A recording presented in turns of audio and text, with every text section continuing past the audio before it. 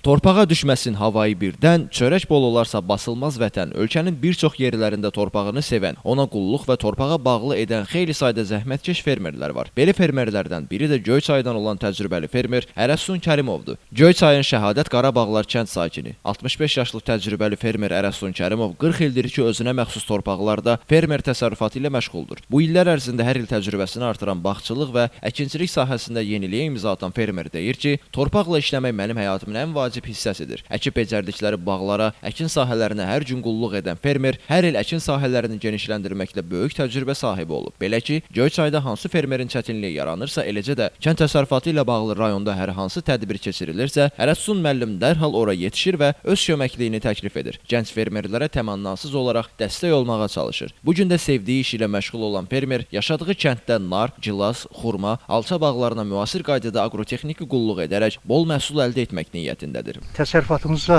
o cümlədən taxılçılıqla da məşğul oluruq. Taxılçılığın əkilməsində aqrotexnik qaydalara düzgün əməl olunduğuna görə bu gün öz zəhmətimizin bəhrəsiz ki, buradan yüksək sentinə gözləyirik. Bundan başqa, fermer 20 hektara yaxın taxıl sahəsi də əkib ki, buradan da bu il bol məhsul götürmək niyyətindədir. Fermer, məhsulun bol olmasının səbəbini isə ona düzgün dərmanların verilməsi, aqrotexniki qulluğun edilməsi və damlama suvarma yolu ilə qulluq etməsi ilə əlaqələndirir. Belə olduqda suya qənaət olur və məhsula lazımı qədər su verilir. Əkdiyi sahələrdən hər il bol məhsul əldə edən fermer, bu nailiyyətinin əsas səbəbini dövlətin ona göstərdiyi diqqət və qayğı olduğunu bildirib. Şirvan bölgəsində xurma bağlarında xurmanın məhsuldarlığı 200 sentdir.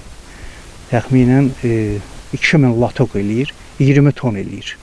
Biz təxminən 15-18 ton məhsul əldə eləyirik hər hektardan. Bəs bu biri bağlarda? Bu birisi bağlarda da 3 illik bağdır, gilas bağı 4-cü ilə keçir. Gözəl məhsul əldə etmək üçün zəmin şərait yaratmışıq. Bütün mübarizə tədbirləri hamısı keçirilib vaxtında.